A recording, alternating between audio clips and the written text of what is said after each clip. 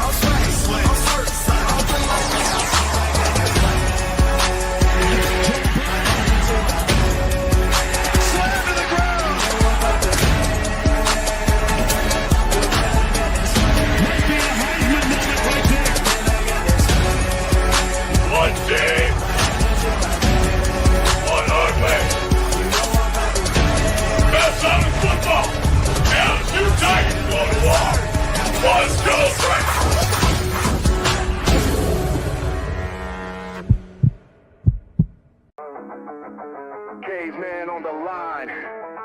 HG got the stats.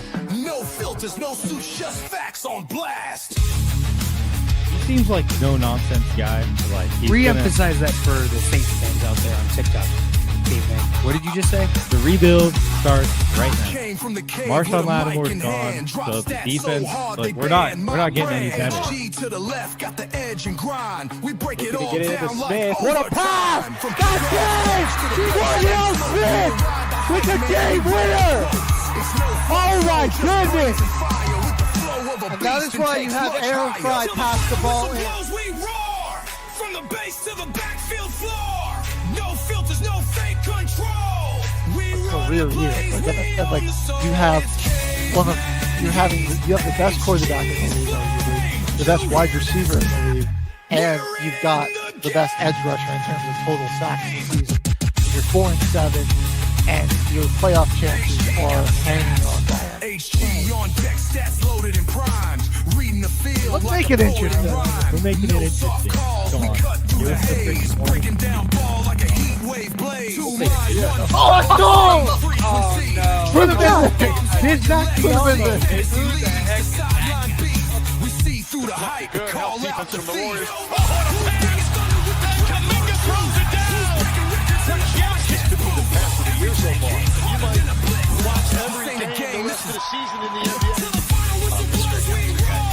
So don't you go saying that you're never going to see that. You're such a hater.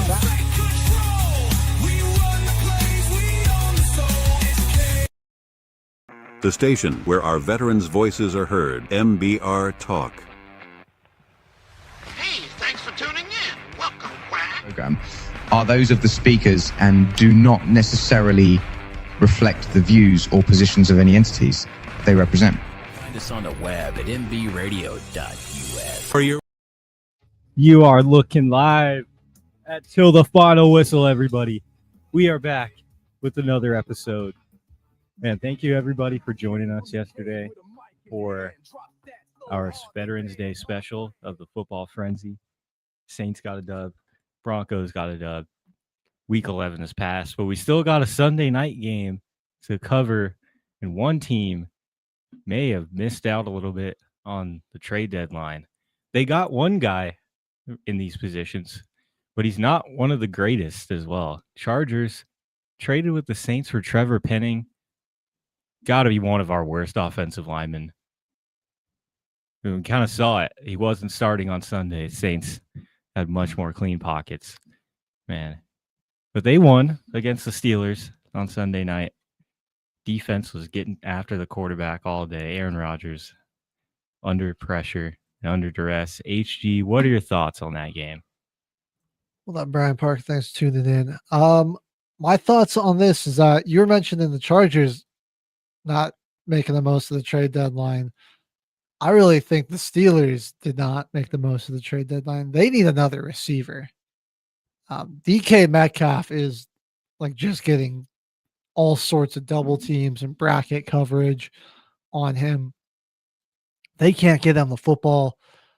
This offense just had no verticality to it. And yeah, we're seeing some of the Rodgers that was with the Jets last year because it's garbage. Yeah, a lot of missed opportunities and inaccuracies. Didn't seem super comfortable back there. Whereas Herbert, he's just seeing a lot of pressure, and despite that, still delivering pretty well. It was just it's one of those games where like it's classic Steelers football too. They like bog it down, and I mean it's the defenses are both playing really tough, throwing haymakers that way, and it's like who's going to get that big play? And eventually, that came from the Chargers with Ladd McConkey. They got a good drive, and then they get the ball back. They hit a big play to set them up in a nice situation. That was ultimately the difference here. But yeah, Pittsburgh, just when the defense starts playing well, the offense just disappears. They can't ever have both at the same time. Never. They really can't. Yeah. But I really think Pittsburgh would benefit from having another wide receiver. That's a legitimate threat alongside DK Metcalf. Like imagine if I don't know, just like I'm throwing out a random name here. Like what if like George Pickens was on this team with DK Metcalf? Wouldn't that would be something interesting, That'd be kind of dangerous. I feel like that would be a really lethal combination, those two, And you get even more verticality. Throw in the speed of Calvin Austin with those names as well. Yeah. Pretty solid room. It's too bad that solid group. George Pickens being on the Steelers team was never a possibility. It's crying shame. Should we take a look at the Chargers offensive line? Because man, does Herbert need some help. Yeah, let's take a look. Bradley Bozeman, PFF ranked 36 of 36. He'll be your center tonight. Let's go to Trey Pipkins III. Oh, no. He's your right tackle. He'll be the 35th out of 36 right tackles in the entire NFL. And don't you worry, Mekhi Becton Sr. here. You think that actually says 38 of 37. He's close. It's 36 of 37. When we talk about ass, we mean this offensive line here. Austin Deculus. He is 38. My gosh. I mean, how do they have like all the bottom tier rated offensive linemen? Dude, like Bradley Bozeman, Mekhi Becton, like Trey Pipkins, like those guys have been like quality starters the past couple of years too. They're just playing terrible. Having bad years this year. It's rough. Yeah, I don't.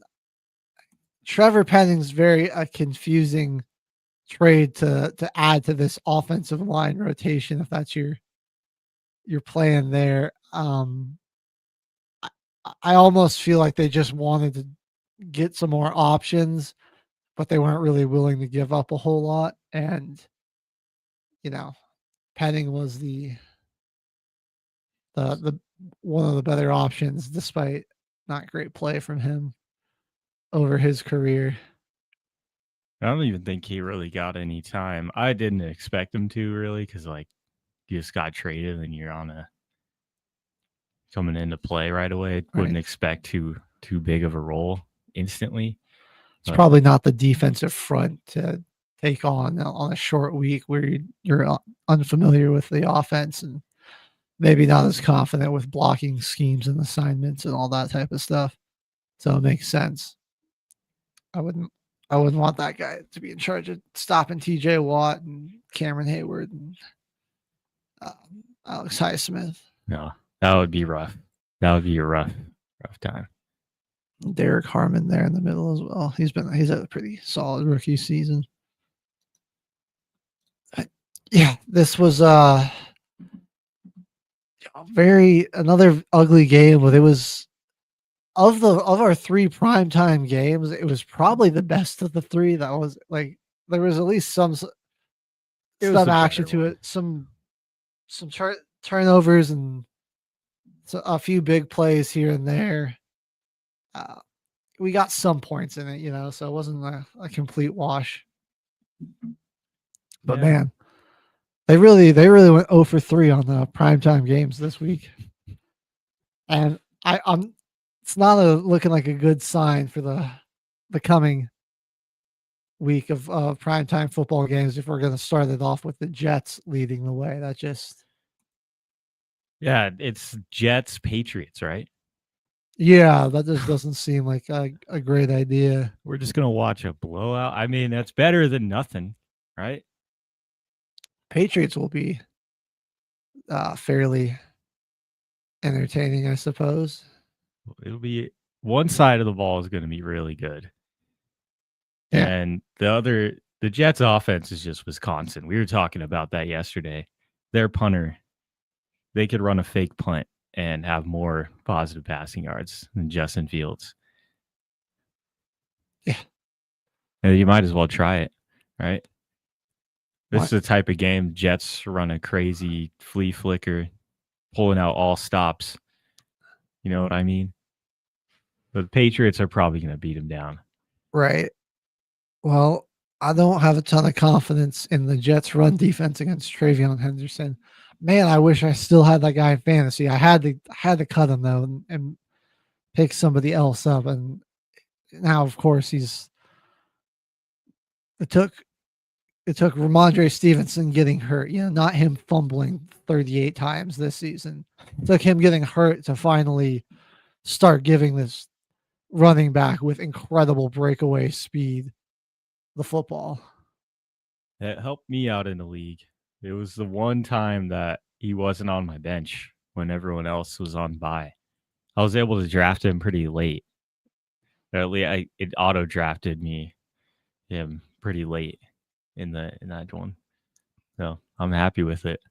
Well, should we move on to the NBA? Because we've had a lot of firings happen in the NFL this season already, and in college. We just had a GM of the Mavs, Nico Harrison, almost a year too late, 9 months after that February 2nd day of this year, man. Luka goes to the Lakers. You get Anthony Davis. He's played 14 regular season games for you since the trade. So that's awesome. Cooper Flagg was your point guard for the first 7 games of the season. That wasn't working out. You pulled the plug, got D'Lo in. That wasn't working. And now you have Brandon Williams running your one. You're 3-8, and the Mavs are one of the lowest rated offenses in the entire NBA. They're just barely ahead of the New Orleans Pelicans. That's where the Mavs are right now. And really? The start of the season, man. It's been a rough going.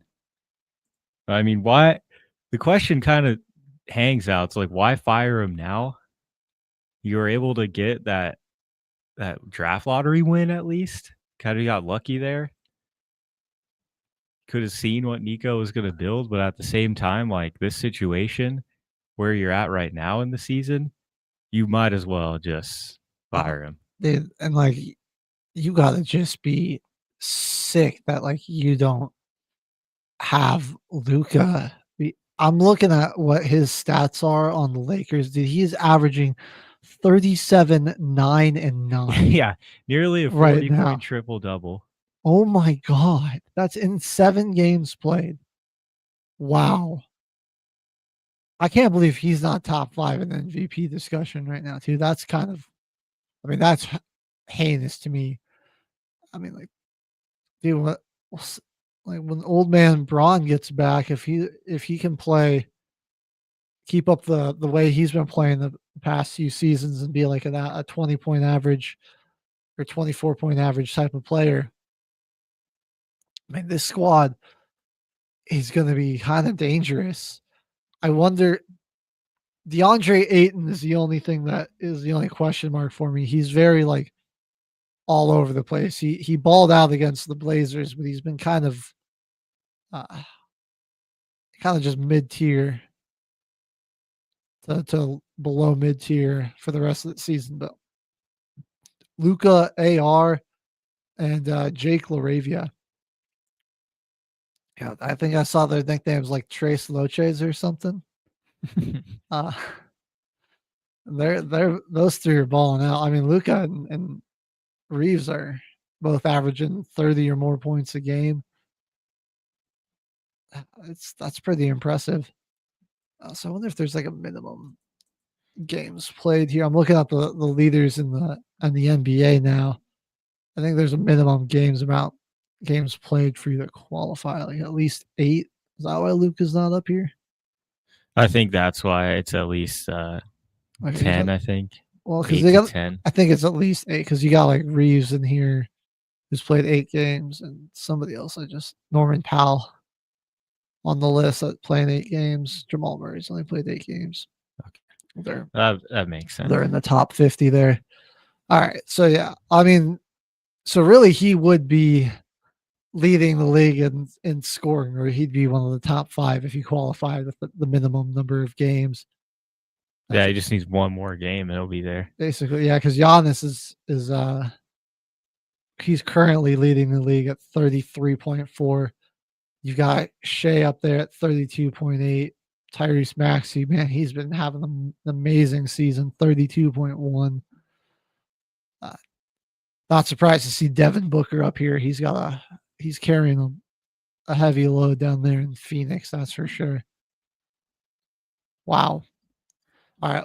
Okay, where does the future even go for the Dallas Mavericks, though, man? Like, circling back to them real quick. I'm trying to look up right now their future draft picks here and see if they even own any of these picks. So they only have one pick this year that they own. Anything in the future is either via LA or via Philly. And it's all in like all the picks that they do own are in about 10 years. Wow. So if you're really a team that wants to make a move in the trade deadline, you trade away injured and kind of old Kyrie, older Klay Thompson, or older Anthony Davis. I mean, your roster is really old aside from Cooper Flag. So you either try to sell all your older players, which probably wouldn't get you that much, or you go and try to sell Flag at the trade deadline. I can't. No, you don't sell Flag. I mean, what even happens? I think it's just another rough season. It's like a guy like can you get something for like Derek Lively? That's an option. Maybe Max Christie. He's kind of a young player who's got some upside as a solid role player. Oh man, like what about the PJ? Because I just like the other big names I'm thinking like Klay. Just the age is up. He's too up there to really pull you a lot. Maybe PJ Washington. You get something solid for. But like that's a guy you went out and got to like help Luka. Yeah. And you traded in for him. They just don't have a whole lot there. I'm looking at Lively, maybe as somebody you can ship. Christie, perhaps. Why is Dante Exum on this team? Najee Marshall, maybe. Dante Exum's on this team? Yes. Oh, God. Making $2 million a year. I don't think he's even played for him yet. Dude, this is a PJ Washington show. Oh, my goodness. But if that's the only guy that's really playing like super well right now, then that's gotta who you'd think they'd shop. Yeah. I mean, because like Flag's got he's got a ton of physical tools to be a really great player. So Just doesn't seem like Jason Kidd even trusts him. They just pulled the plug 7 games into him, like trying to run the offense. I yeah, don't even know if he starts anymore. like maybe they have the absolute worst offense in the league. The Mavericks do. They are dead last in points per game. Yeah, it's like 104.5, right? 107.1. Okay, it went up a little bit. It went up. Their per 100 possessions is like only 104 points. God, They're that bad. like near the bottom echelon of shooting. And I think of 3-pointers as well. Oh my God, they're the worst team at shooting threes. Yeah, this offense just has. They have no point guard. They have no really one to don't. actually run the offense. Brandon Williams is a rookie, too. He's only 25. And who else you might have an option to throw in? You got D'Lo, and you got Ryan Nemhard, who's also a rookie. He's 22 years old. You really, I mean, you kind of just whoever takes over is gonna need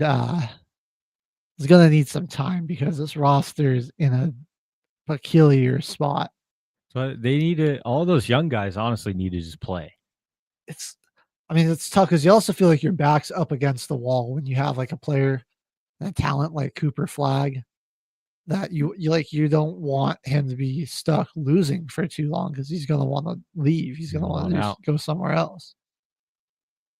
And it's like, what do you do to try to get him to stay? That's the question. All right. That's rough for them. I kind of wanted to talk a little bit about Monday night in the NBA because it was sort of a crazy night. Like I'm going to start with one of the least crazy things that happened, and it's still just kind of wild. Was Grayson Allen popping off for 42 points in a home victory for the Phoenix Suns? Killed. Oh my God. Yeah, the Pelicans are getting killed out there. That's another team where it's like, man, you've got even less excitement here. Like Fears looks like he might be solid. Derek Queen looks really nice too. And I feel like Trey Murphy's going to get traded to. Like, I think like if Trey Murphy goes to a team that's in kind of contention that needs some shooting and some defense, and you kind of get like a haul for him. Maybe, yeah, like Trey, Sadiq Bey, or Herbert Jones. Like they're going to be a team that I think is looking to sell, and you're kind of looking towards your future. You've got Derek Queen, Jeremiah Fears, Jose Alvarado, Missy. Like try to build around there. And I wouldn't honestly be shocked too if maybe instead of those guys, Zion is on the table for the Pelicans. Yeah. I've seen clips from back in those days, and the defense at the rim was extremely athletic, Charles. I agree. It was a really physical game, but it's a lot different now. You got to be a lot more of a perimeter defender nowadays. Yeah. The clips from those times as well, where the explosion of the three ball makes it a lot tougher to play defense in the modern NBA because you have to be able to guard on the perimeter. If you can't do that, you're going to get killed out there. And it's a little like when nobody was shooting threes, it was a little easier to just muck up the interior, and if you're trying to get to the rim, it's really difficult, and you have to be a really creative scorer. Now it's like you can like Yeah, I mean, if you could be leaving like the backup power forward open in the corner, and that guy's like a 39% three ball shooter, and so he's gonna burn you. And so you're gonna have to bring somebody out there to guard him, and then that's gonna leave a lane to the basket. A bit of the evolution of the game there. Yeah. That was some analytics and everything taking in. It's like it was like guys taking like step back or like mid range shots at like 18 to 20 feet was around like a like low 40% uh type of conversion rate. And eventually people started to realize, if you can just get better at taking a step back and shooting a three, the percentage only goes down slightly, but the like the amount of points possible that you can score really goes way up. Because in the end of the day, that is the end goal, is to score more points than the other team. And so you saw that was like the emphasis that just became so important on every player.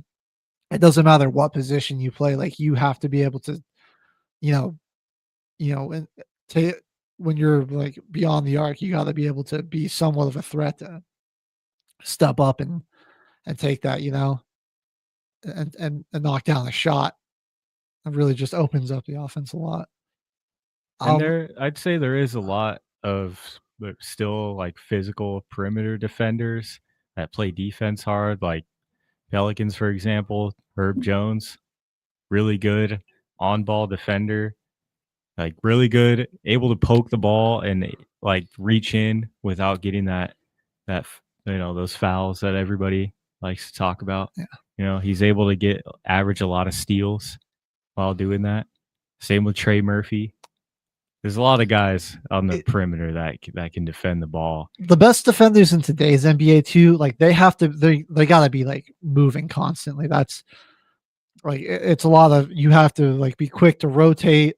That's what I was gonna say next. Sorry, yeah. Go ahead though. Yeah, but you just gotta like, it's a lot of being able to rotate quickly, close out, because the offense is gonna stretch you out, and so that's why it looks like guys are running up and down the court, is because you're spacing the defense out and forcing them to cover more ground. Like that's to come and defend. The evolution, like the changing of the game, and like shooting the three ball more, it causes defenses to have to rotate, and it's just like a good defensive possession where everybody closes out on that shooter, and they're not like, the offense can't make that extra pass to the wide open guy. It's literally just them running from guy to guy on the defensive end, getting a hand up, or they're playing the lane and picking off the pass. Yeah. And I honestly think that's one of the most beautiful things about today's game. Watching a group that's able to rotate with the ball and find the open man and just keep continuously move with the pass and not have an open shooter. That's one of the most beautiful things about basketball now. I can't even lie.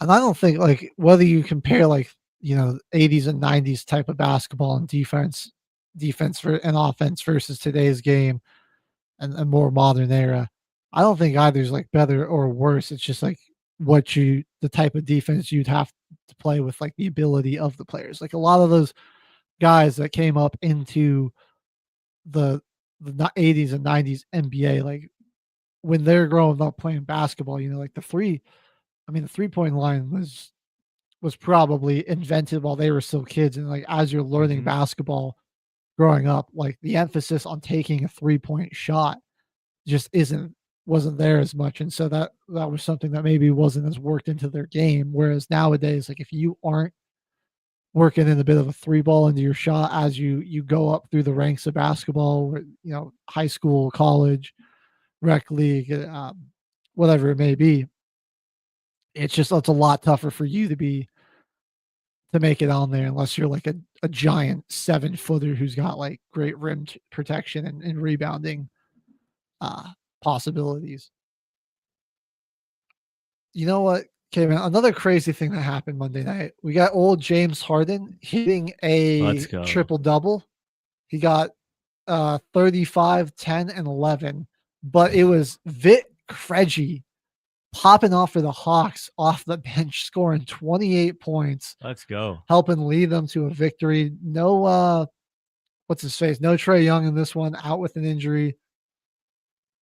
Just Kristaps Porzingis and Zachary Reich this year leading the charge, along with Jalen Johnson. And then Krejci just going crazy, was 8 for 10 from 3. And I kind of just an example here of like why it can be a little like why offense is more prevalent. It's just like, a guy like this guy, Vic Krejci, guard coming off the bench, is just because he's such a knockdown shooter. Made 8 threes. 8 threes, and it just really put a ton of stress. This was a low scoring game, 105 to 102 as well. It just can put you in a lot of stress. Now that some of the real craziness, I'll skim over some other stuff that did happen. Ant 35-point night to take down the Jazz. Not too crazy there. 35, 6, and 6. What a night. Mavericks got into a close one with the Bucks. 38-6 from Antetokounmpo. Cooper Flag had one of his better games as a pro, scoring 26, grabbing 9 boards. Okay. Victor Wembanyama handing the Bulls another loss. He had 38, 12, and 5 blocks in this one. We're gonna give Wemby some love because he's like just a type of player. Again, 5 blocks. This archetype, we've just never seen something like this, man. Like he is. Like in this game, dude, he crossed up Vucevic, like up at the top of the perimeter, crossed him up, step back into a 3, money. At 704. Even if you don't get crossed like as bad as Vucevic did, like Vuce went down to 1 knee.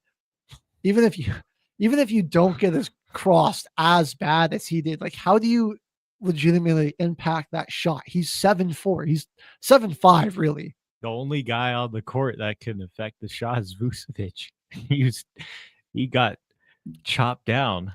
Yeah. I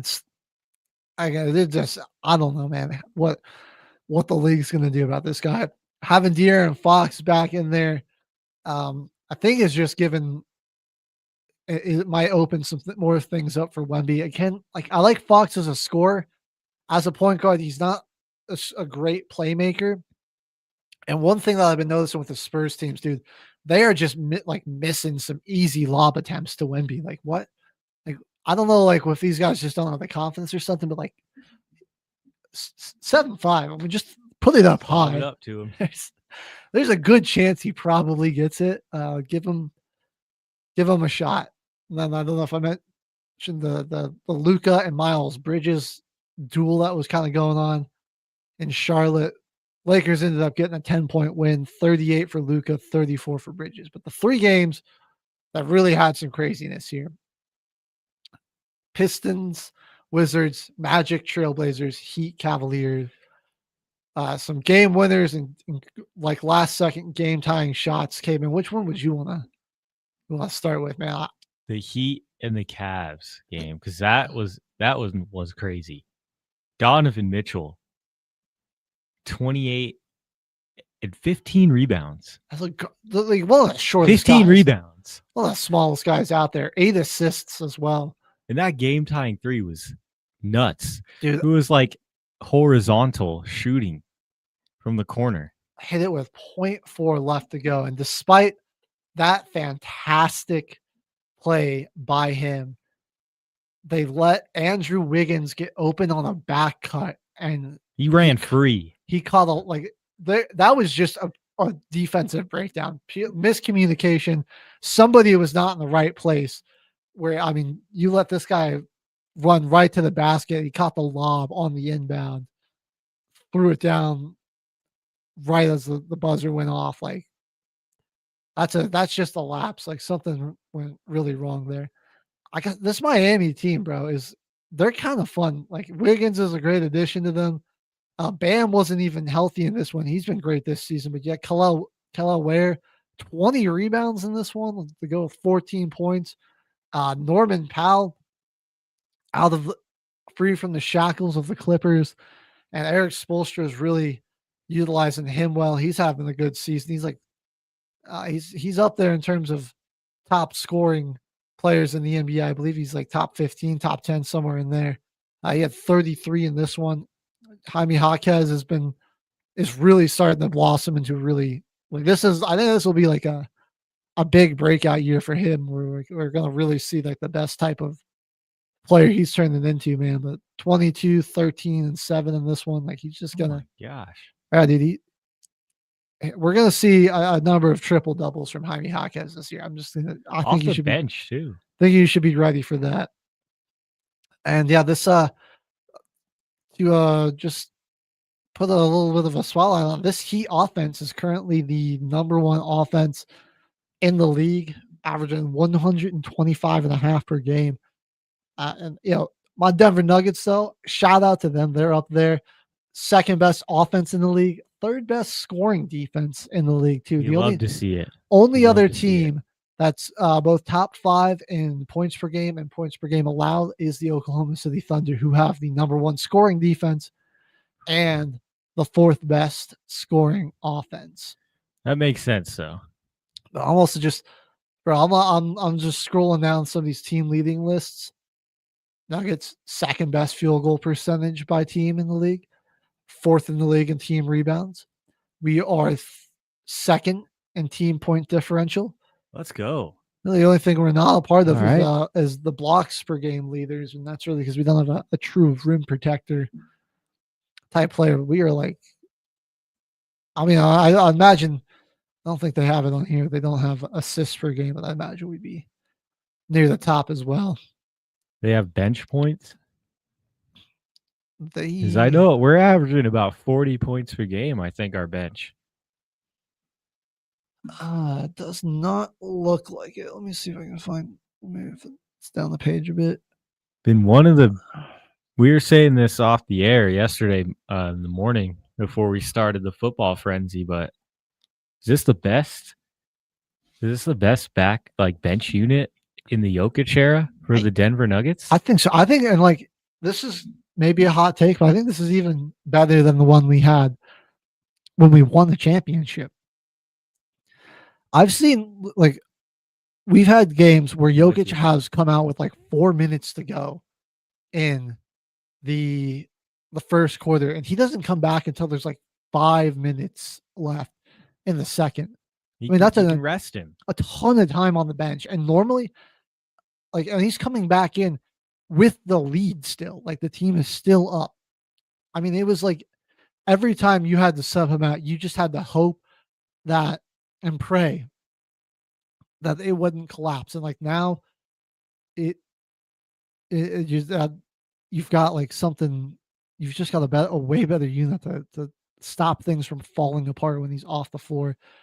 Having an actual backup center is such a big thing too. Like, he was basically the only center on our team for such a long time. And Valanciunas has been fantastic. Dude, wonderful. He was a wonderful signing, dude. That was the best move of the offseason for us. Other than, getting rid of MPJ. Right. It was just getting rid of his contract opened up so much more for some free agency. Having Bruce Brown back is huge. He's shooting the three really great. Tim Hardaway Jr. has been lights out from three. Those, you can even have like Murray off the floor for a bit, and like those guys can hold it down as the point guard and ball handler. It's really good. Made some money to re-sign or extend Christian Braun, and he's playing like it. He's been really, really good here. And I mean, the results are showing up right now. As I mentioned, like, that team just has we're like top 5 in a lot of statistical categories as a unit. It's a good start right now for us. And hey, that doesn't mean Jokic has been worse by any means. It just means a lot has been taken off his plate. He's still doing a whole lot for the team. He's leading us in points, rebounds, assists, and steals. So he's still he's still a monster out there. He's averaging a triple double right now also. So let's go. 26, 13, and 11. He still gets a triple double. He still does his thing. He just like, doesn't have to play the entire game anymore. right.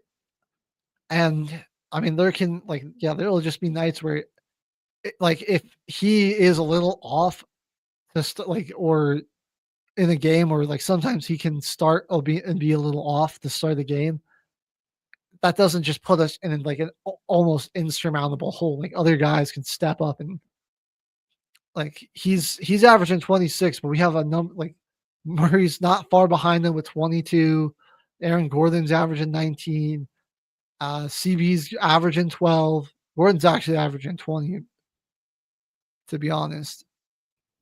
Yeah. They're looking like a really dangerous team. It's been fun to watch the Nuggets, man. I know Cam Johnson hasn't really exploded on the stat sheet statistically, but I think he's just is a bit of a better fit.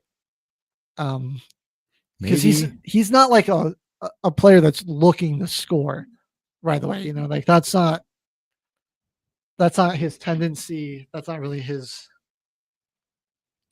role or what, like how he plays as a player. So that's like he's looking to, like, you know, maybe get a rebound or pass the ball, keep it moving, you know. So I think it just works a little bit better with how this team plays. You know, another team that made a big splash trade though in the offseason, finally maybe seeing some payout from it.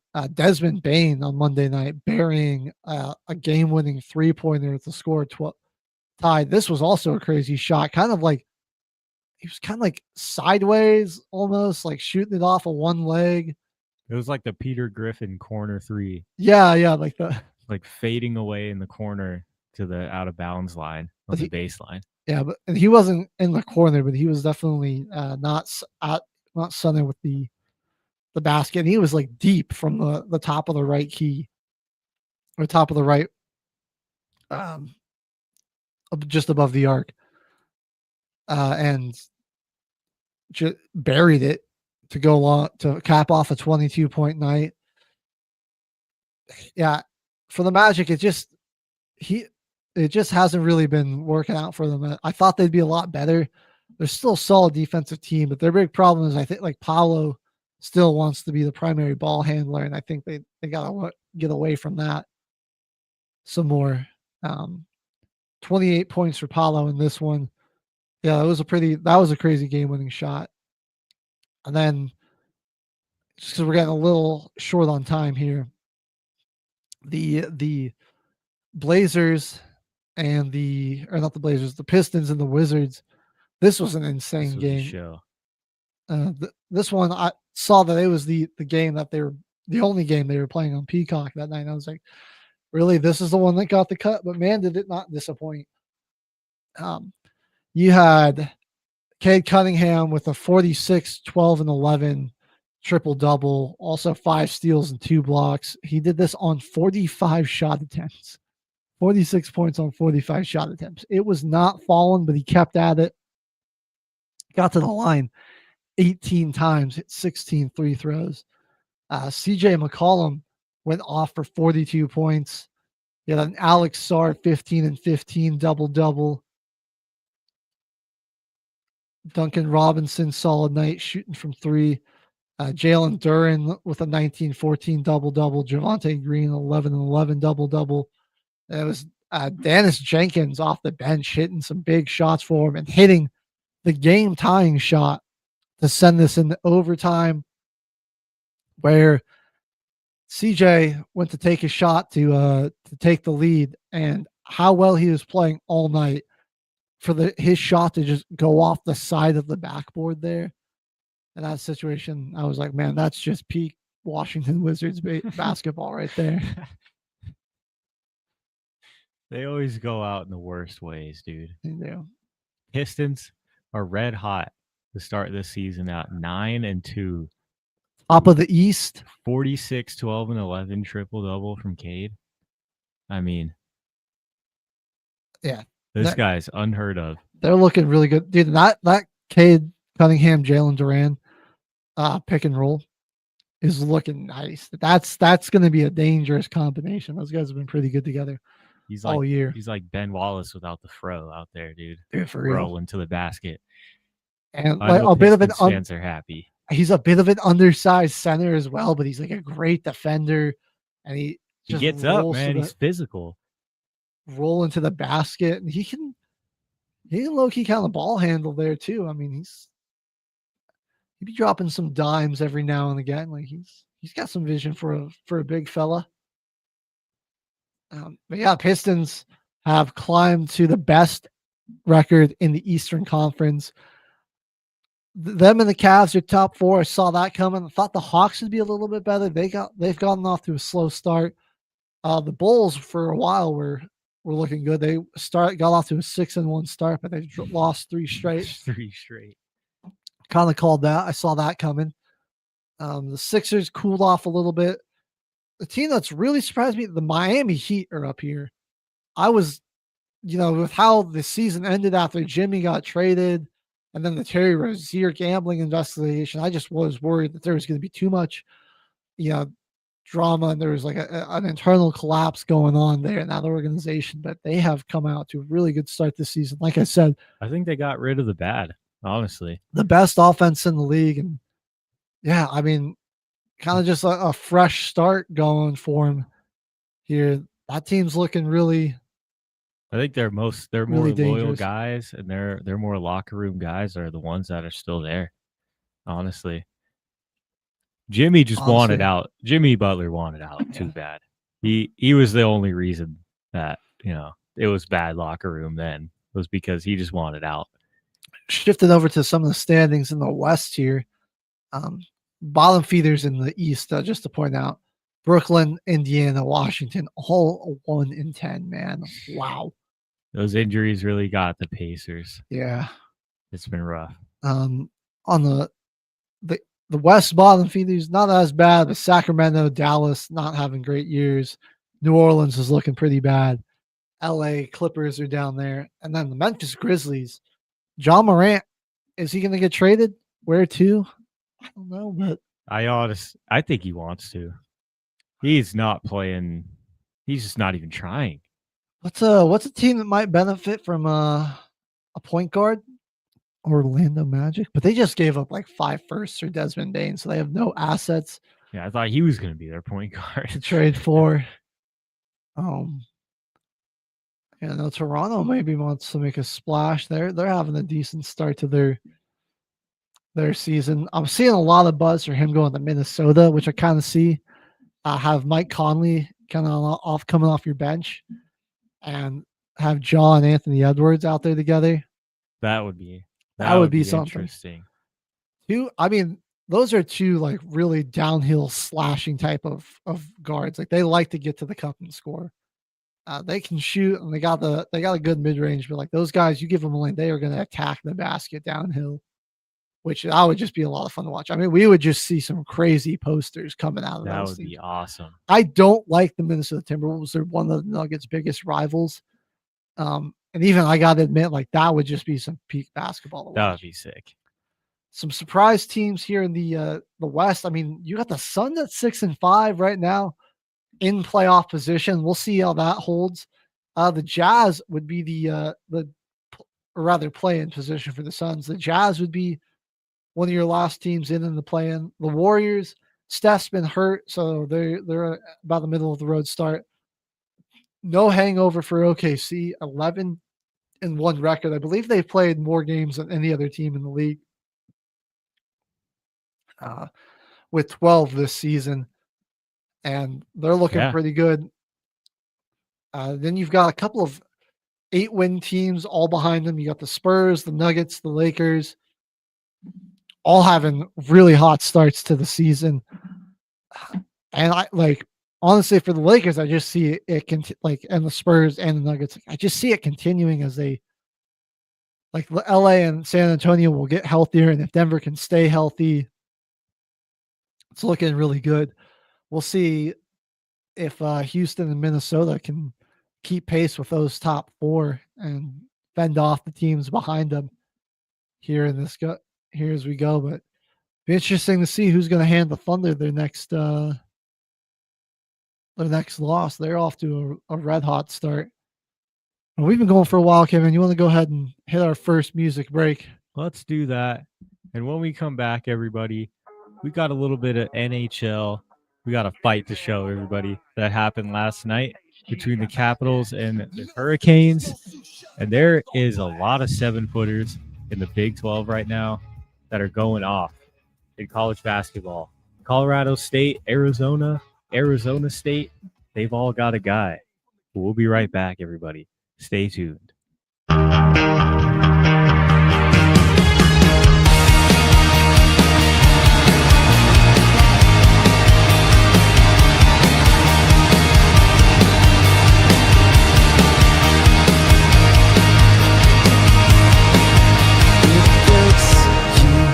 Complicates and shakes you, consumes all that makes you deep inside your bones.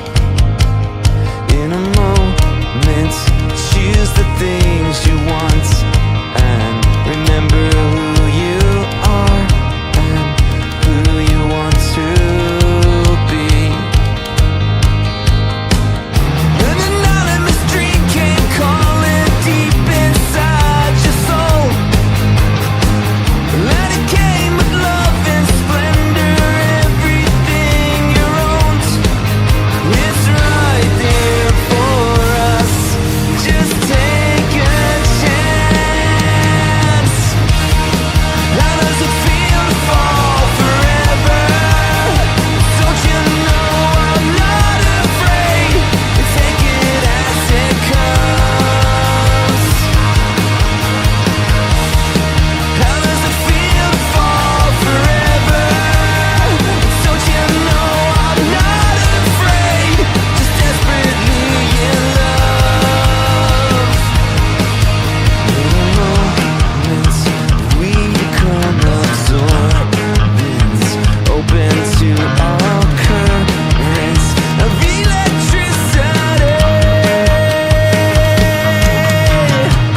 An anonymous dream came calling deep inside your soul. Let it came with love and splendor, everything you owned. It's right here for us. Just take a chance. How does it feel to fall forever? Don't you know I'm not afraid to take it as it comes? How does it feel to fall forever? Don't you know I'm not afraid? Just desperately in love.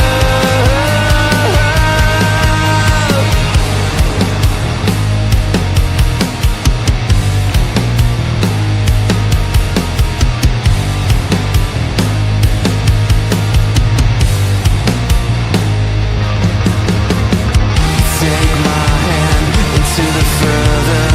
Let's go and fall forever. You take my hand into the further. Let's go and fall forever. How does it feel to fall forever?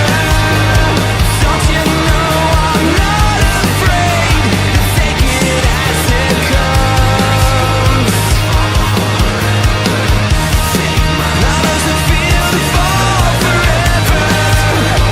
Don't you know I'm not afraid? Just desperately in love.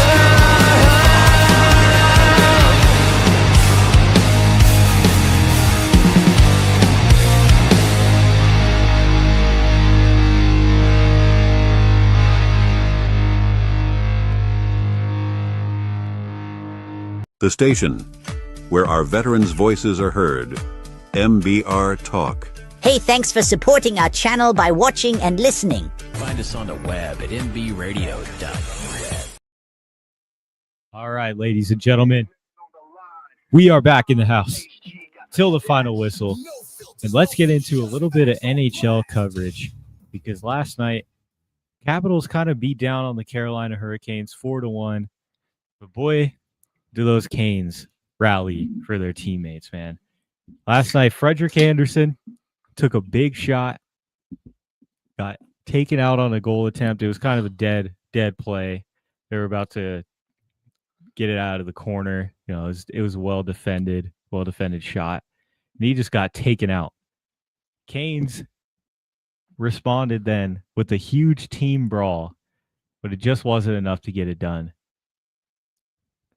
104-46 in your works. Pick 'em, Kyle. We are kind of lucky because you're on a roll right now.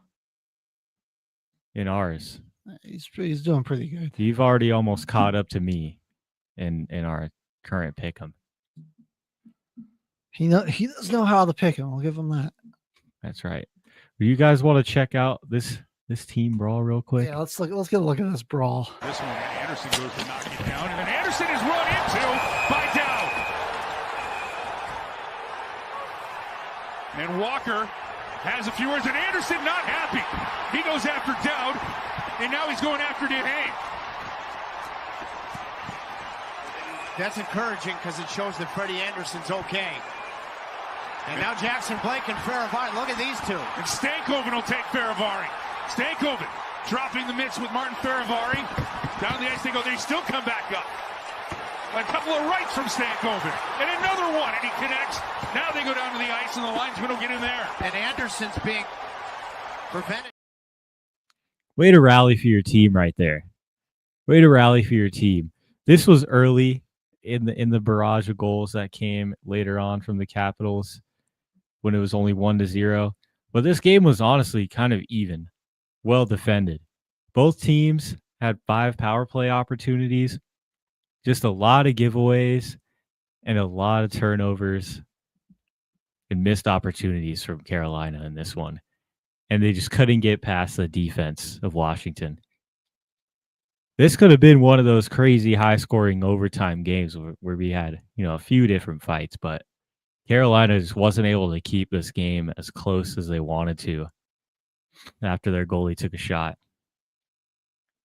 Yeah, so I feel like there's a bit of bad blood on those two teams, like just from those two teams squaring off in the playoffs last year. Yeah. That definitely saw that spilling out there as well. They were just able to capitalize on all of the Hurricanes' mistakes. Shout out to Logan Thompson, the goalie, 30 for 31 for Washington. Had himself a night. Carolina led in shots as well, man. Weren't able to keep this one close. Lose to the 8-7 Capitals, who are on a pretty slow start, but could this lead to a little bit of a run? Ovechkin got himself a goal. Each goal is from a different player. So they're definitely, we'll see. With how early it is, they're not out of it, but they'll need to pick up the pace a little bit. I mean, aside from this loss, Carolina and New Jersey have both been really good this season. I think Pittsburgh, I feel like they're close to getting hot and going on a crazy winning streak or something like that. I think we'll see that at some point from them this season.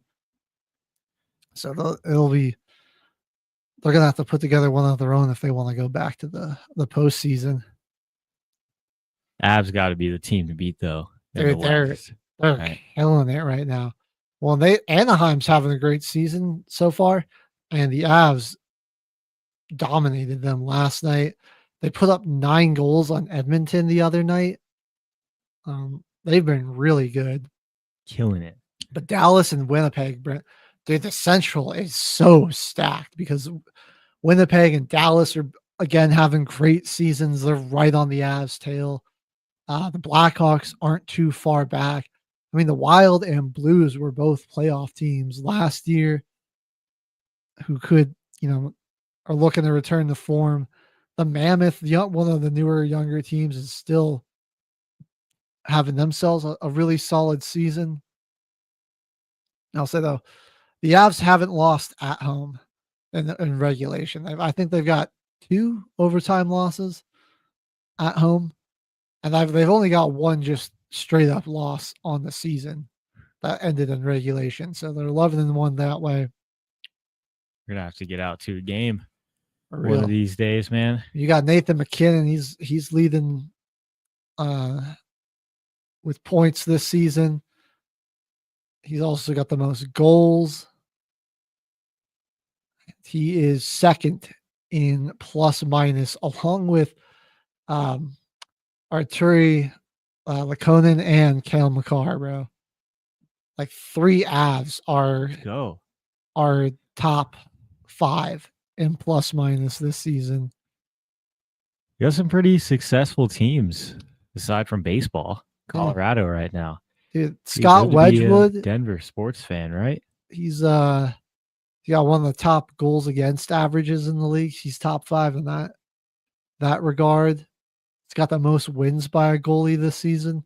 All right. So, I mean, like on both sides of the ball, or puck rather, Avs are pretty complete over here. They're leading skating leaders with goals per game.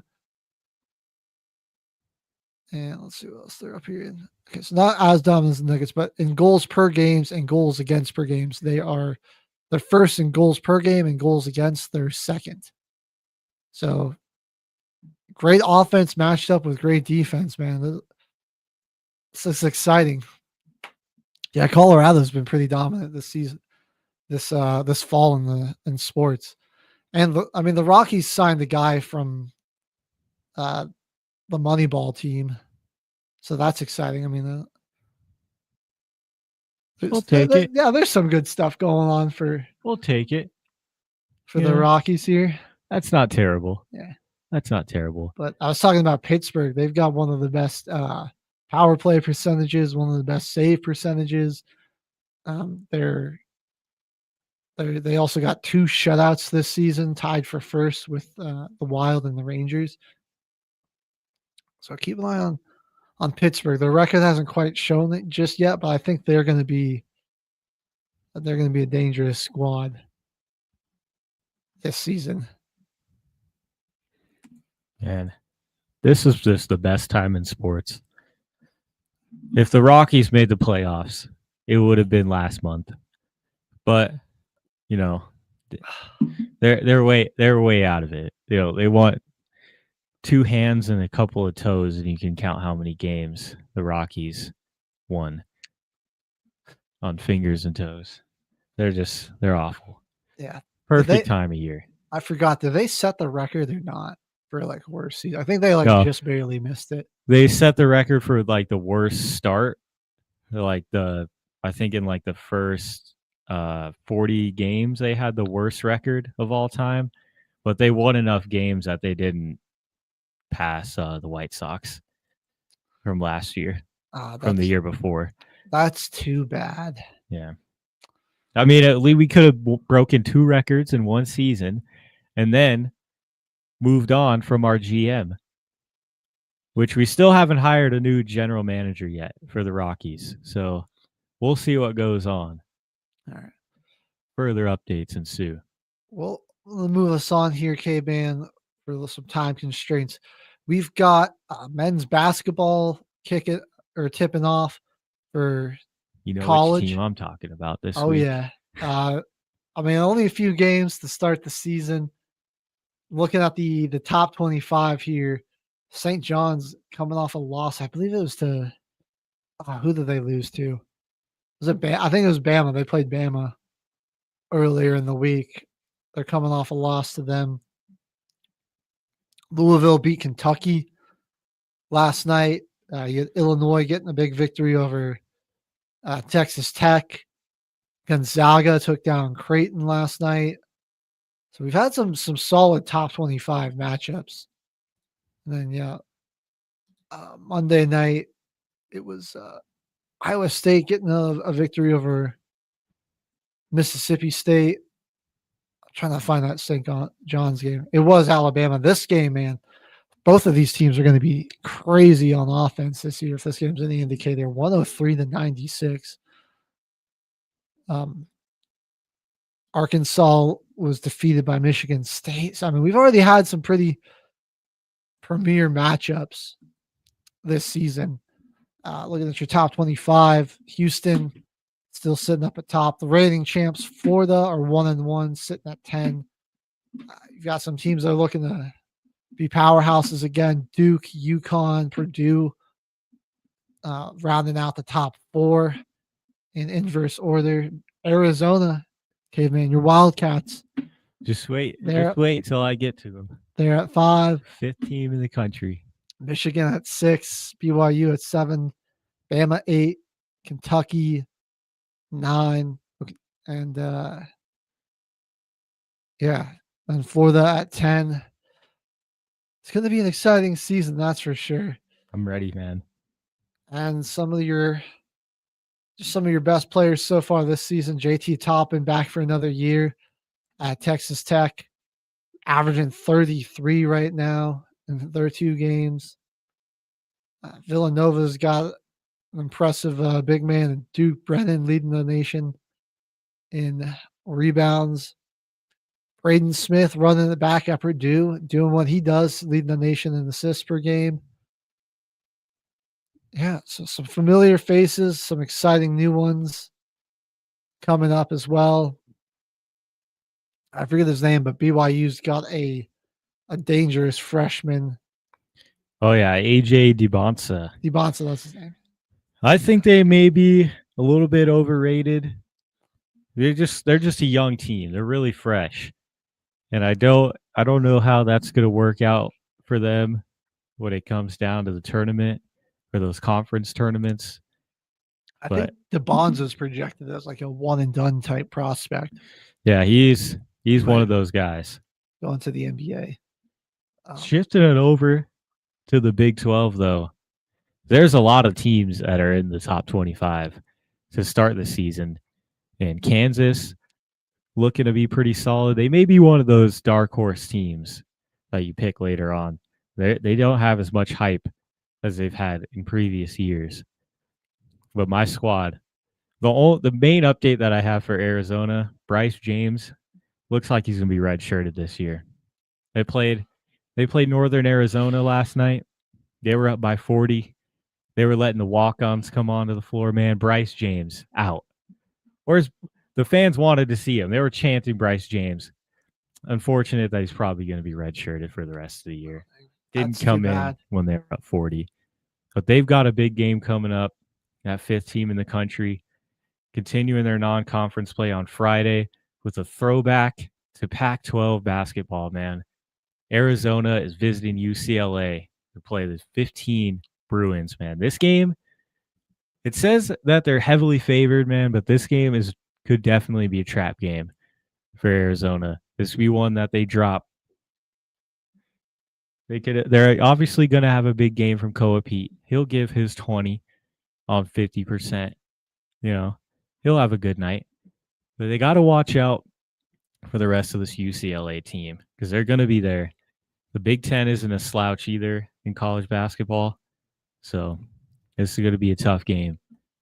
Yeah. That primetime Hall of Fame series. I think we're going to get a return to some Big 12 dominance here in basketball this year. But the Big Ten certainly got some exciting teams coming out of there as well. The Big East definitely does still have some of their powerhouses. UConn, Creighton, St. John's, who haven't gotten off to a great start. I think like teams like Villanova, Xavier, Marquette, who's not ranked, all could have some resurgent years as well. Same with Butler. It's exciting, but yeah, again, you're definitely right. Looking at the Big 12, I mean, there's some dominant teams in here. I think I might know the reason why. A lot of teams got 7-footers on them. Arizona, they've got Toby Awaka. He's their leading rebounder, giving them pretty much a double-double last night, 10, 9, and 1 in 20 minutes, averaging about a block a game. But there is plenty of other guys that are just going insane this year, and they're above that 7-foot mark. We're seeing a lot of people that are looking to make a name for themselves in college basketball. Young 7-footers. It's interesting to see, man, because they're really athletic. Let's take a look at these clips, man, because Colorado has one, but maybe the Big 12 will hit close to home a little bit more this season for us. We will be watching out for the other teams.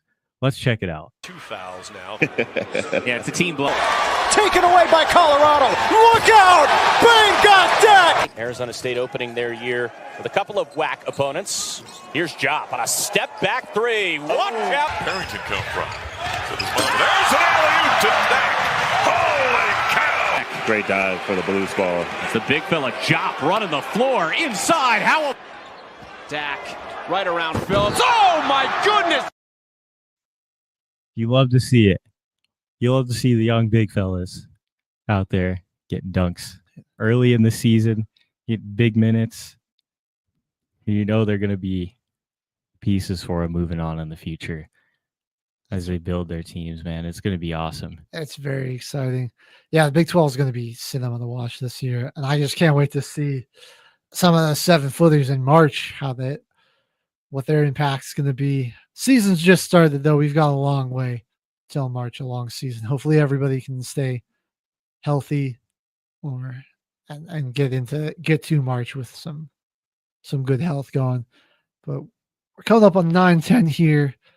We're going to go ahead. I know you guys might have saw me getting the notepad out there, getting to everyone's favorite segment, team building exercise.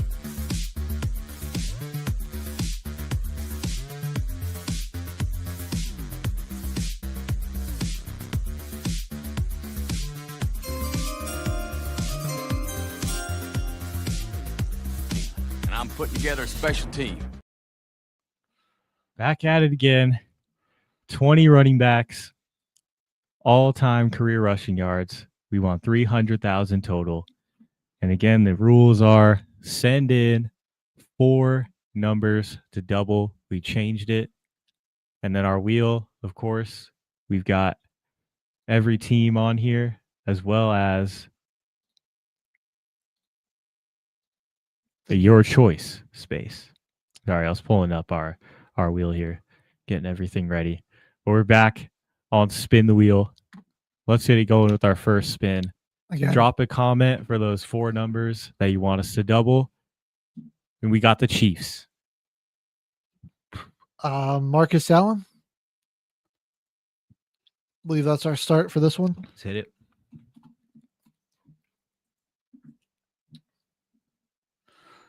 That's going to give us a good start to this one with 12,243. And now we've got the Cincinnati Bengals. Already, that is Corey Dillon, right? Yep, that was Dillon. That's the. We learned that one last week from Mohawk. That's a perfect spin right here. Always. St. Louis or LA. Sure not to forget about Corey Dillon. And we got our numbers here. Shout out Brody. Oh, do you want to say it or should I? Oh, he's giving us a viral moment. Going to be 6, 7, 12, and 16. I was about to just say it without even thinking. I was like, man, I walk right into it. All right. So I think with the Rams, we want to take ED. That's our first pick. Dickerson. Yeah, that's a cool 13,259. And now we got the Ravens. The Ravens. King Henry. This is got to go King Henry. Did you know this is a crazy but true stat? Derrick Henry in his what is it now, 11-year NFL career has just officially caught up to his rushing or surpassed his rushing yard total from when he was in high school. My God. That's how dominant he was. Get out of here, pop-up ads. Goodness. Vikings. But getting to 12,127. Vikings. I mean, Adrian Peterson, right? Yeah, that's an obvious pick there. That's our guy. Later on, that's when it gets kind of hard for the Vikings. And we get the Titans. Just got Derrick Henry. Do we go, what's his face? Earl Campbell from when they were the Oilers? Oh, let's give that a shot. Let's give that a shot.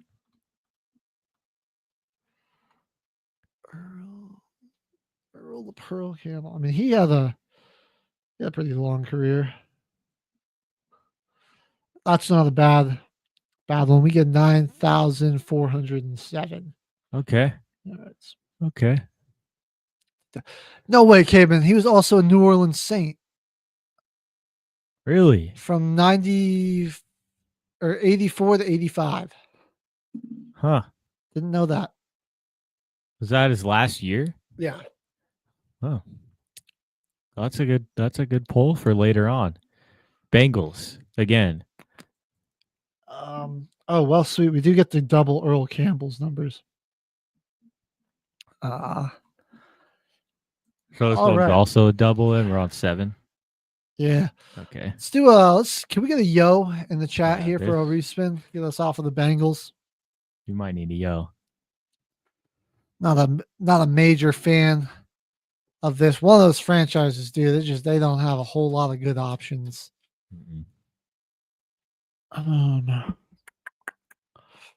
Because it's garbage. Trying to think if there's somebody I'm spacing on here.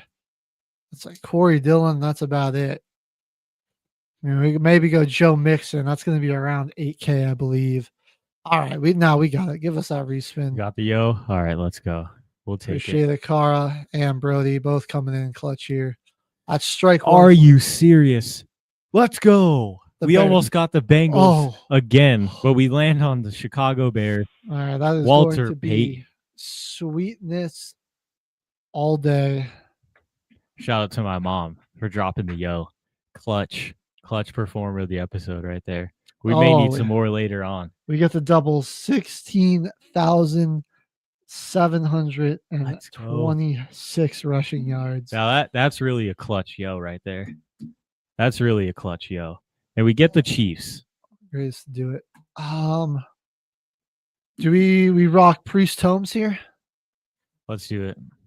The I think Priest. that's next up. Speaking of Priest, y'all ever see that movie? It's called Priest, starring the guy that did that played Vision. What's his name?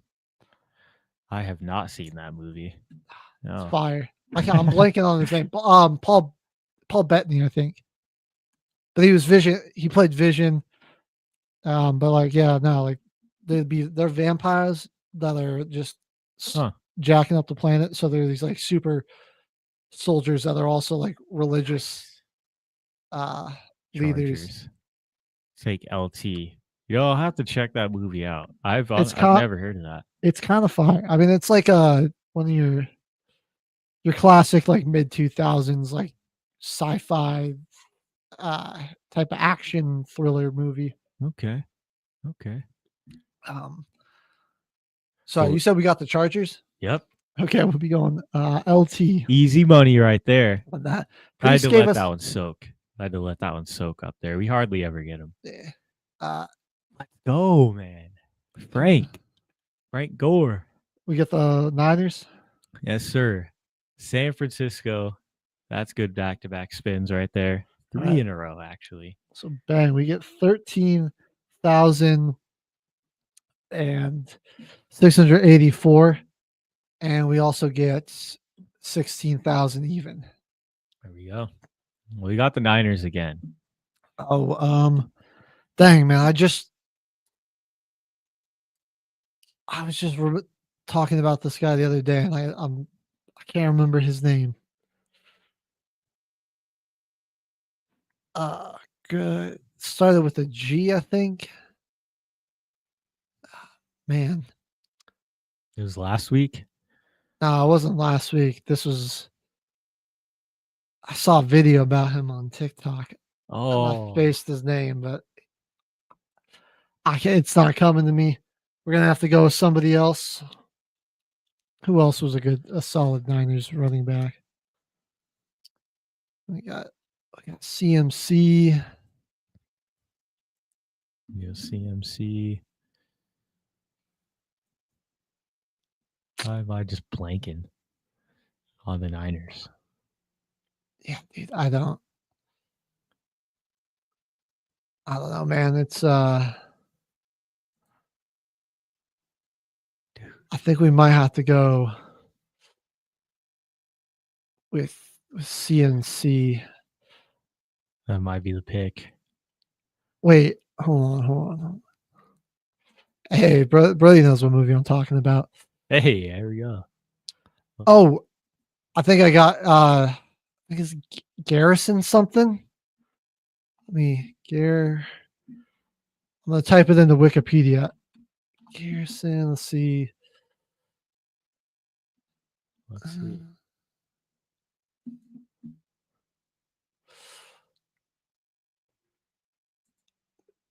Bear with me. Let's see. Bang, Garrison Hurst. That's what Garrison Hurst. All right. Let's try it out. Let's see his total. I could not remember his name for the life of me. And then it just came to me. Ah. So we got the freaking Titans again. Dang. All right. Garrison Hurst was all right. He was 7,966. The Titans again? Yeah. I really don't want to go Chris Johnson, especially if we get to double this one. Why don't somebody drop a yo? Oh, we need a yo. Give us that respin because we've already used up Earl Campbell, no King Henry, got like CJ2K.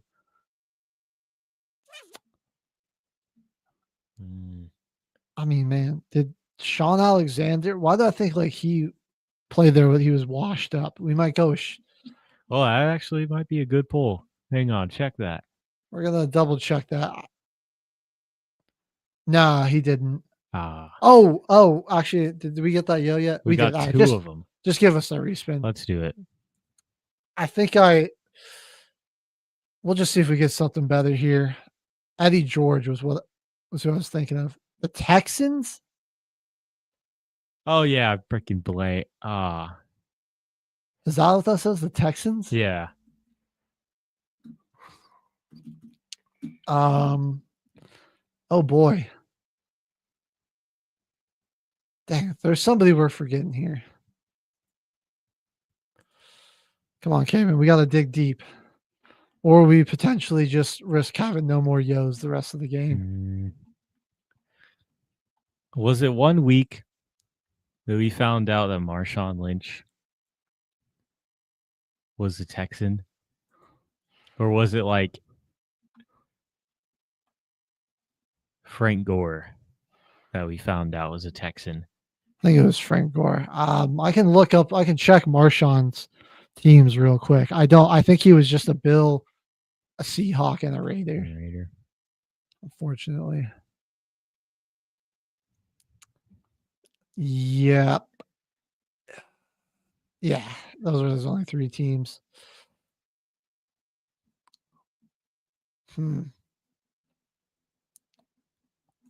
I got nothing, man. I know, dude. I think we kind of fumbled. Could have gone with Eddie George on the Titans one. He came to me just too late. Crap. I guess we might just have to go Joe Mixon. Yeah, let's just go with Joe Mixon. That'll at least he's doubled. That'll stop the bleeding somewhat. Oh. Here we go. This is the wheel just taking over and going maximum pain. Got the Bears. Again. Oh, that's not awful. We can go with At Forte. Oh, Mixon's got like 7,428, so we can That's get not the double bad. that. Yeah, well, let's go Matt Forte. I don't think that's a terrible option. Yeah, it was all right. Keeps us alive, I think. 9,766. Saints here. Well, we got Adrian Peterson. So go Ricky Williams. Ricky Williams. That is 10,009. Ooh, we almost landed on your choice, but we'll take the Patriots. I believe Steven Jackson was there, right? I think so. I want to double check that before we do the search, but before we lock it in. Okay. Let's see. You want to give me the NFL player? Okay, there we go. Yeah, sorry, he was a Patriot. He was a Patriot for like the right final year of his career. We'll take that. All right. Now Jags. All right. I'm blanking on his name, but is it Fred Taylor? Fred Taylor is who we got last week. All right, we get to double this one, so that'll be a good pick. Solid. Let me write down Fred Taylor, grab his rushing yards. All right, we got 4 names left to pick from. And one of them is going to be from the Titans. So I think we'll go Eddie George now. It spun back to the Titans. Do we want to try to get another Yo, or do we want to do Eddie George? I said we go Eddie George, man. I think that's. I keep forgetting about him, but he was a beast. Eddie George. Yeah, bang. That's 10,441. We would have gotten a double that if we didn't fumble. Dang. That's unfortunate. That's all right, though. Because we got the Cowboys next. Oh. And we can just show Emmitt Smith. Yeah. That'll help with our. That'll help the average. 18,355 will always help. Panthers. The Panthers. We got one more, don't we? We do. I say we use that. Let's get off of this one. Drop a Yo. Somebody help us out. We could use like Jonathan Stewart or D'Angelo Williams, but I think it's just more beneficial if we try it. Try a different name for one of our last 2. We gotta hope that we can get better spin in Carolina here. Somebody drop a Yo. Carolina's got to be one of the worst teams to do from this, because they've got a better squad. There it is. Spin to win it. We got 2 more left here. Saints.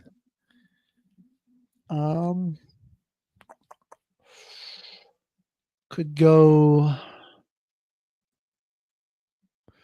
Mark Ingram potentially. I think Mark Ingram is gonna have the most now.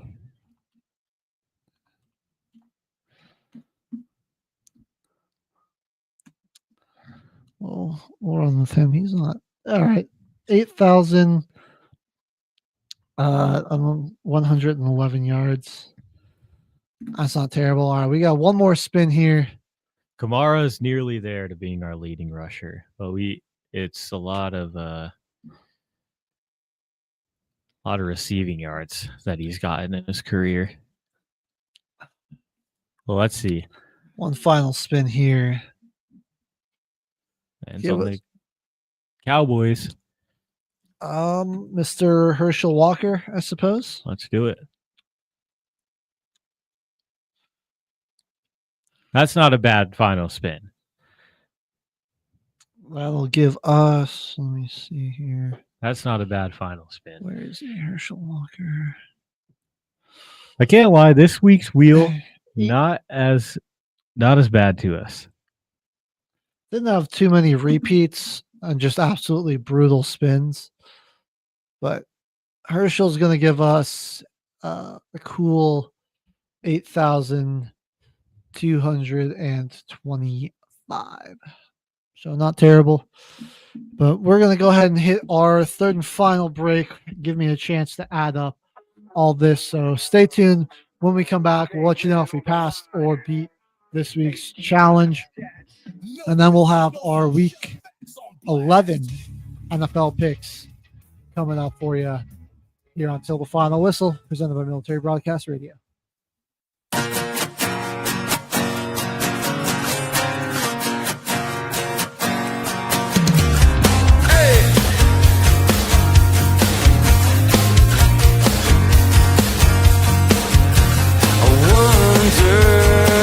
Souls cast a shadow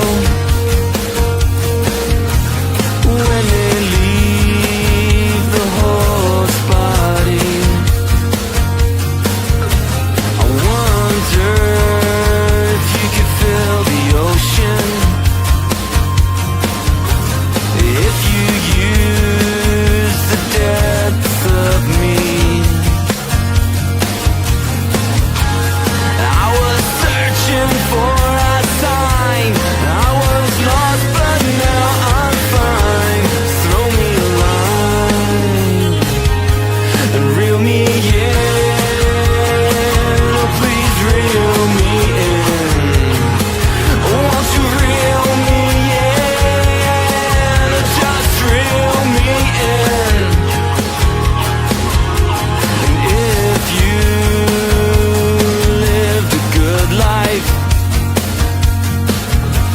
would you come back a better man? Does it not even matter? Does everything fades out and then you're dead? I was searching for a sign. I was lost, but now I'm fine. Throw me a line and reel me in. Please reel me in. Won't you reel me in? Just reel me in. Come on.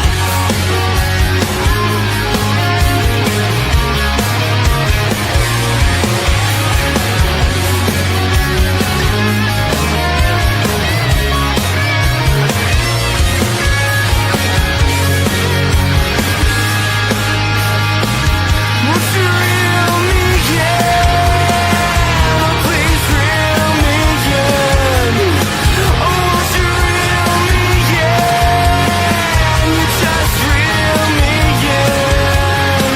Oh, oh, oh, I'm lost, searching for some meaning. Come on, break down, catch another feeling. Come on, I'm lost, searching for some meaning. Come on, break down, catch another feeling. And you gotta reel me in. Oh, please reel me in. Oh, just reel me in.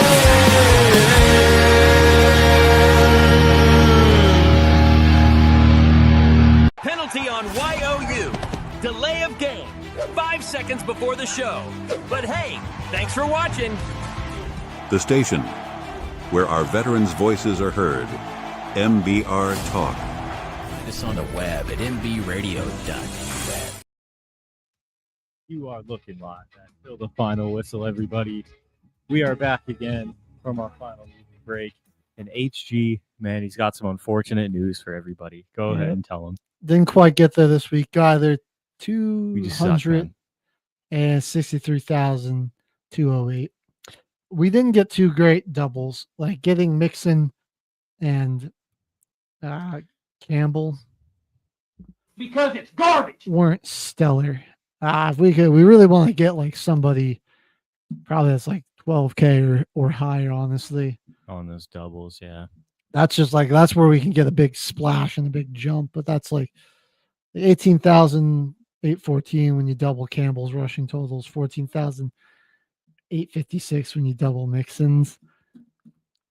Are not bad, but unless like every other person that we have is above 10K rushing yards, they're not going to move the needle as much. But we're getting closer there. We're doing better. Our ball knowledge is improving. Forgetting Eddie George was that was just a bonehead move on my me too, man. My dad's a freaking Titans fan. my part. I can't believe we've been spacing him so much. Like we keep going to Chris Johnson before Eddie George if we've already got Henry. Chris Johnson, man, he's not even really a good pick. He had too short of a career. He had that one 2,000 yard season really carries him, but he's only around 7,000. Shout out, Brody. He did it again. Shout out, Brody, man. Hey, look at there they are. Well, let's take a look at the standings and pick them, because boy is Kyle right. We're kind of lucky that he missed week 1 because he's only 6 games behind me. He's got a 62% win rate this year in pick'em. He's killing us, dude. He's killing us. We had 3 people get 20 points though in this week. I really needed it because I'm only now back a couple games from Mercury and H Train, which means I'm right on the tail of Mohawk and Jimmy Covers as well in those 1 and 2 spots. Mohawk he's got a 1-game lead on Jimmy, 93 and 55 versus 92 and 56. You could have extended that lead, boys, if you picked the Saints. That's all I'm saying. Should have gone with the Saints. That's all I'm saying, man. I'm at 90 and 58. Caveman's 88 and 60. But man, he missed week 1. He's 82 and 50. It's crazy. He's only 11 leads or 11 wins back from first place. He's right on our tail. He's already lapped Lucas, who did miss a week. To be fair, there was 1 week he forgot to lock in his picks as well. He said it never saved for him. So, yeah. Also, you got to hit the commissioner up, man. I can help you out there. Missed opportunity there, but he's still right in it. I ain't even gonna lie. Well, let's take a look at the slate. New England and New York. It's in Foxborough too. It's not even gonna be a good game. This is just gonna be a beatdown. Excuse me. Yeah, Justin Fields, outside of 142-yard touchdown that Brees Hall took to the house on the screen pass, threw for 12 yards.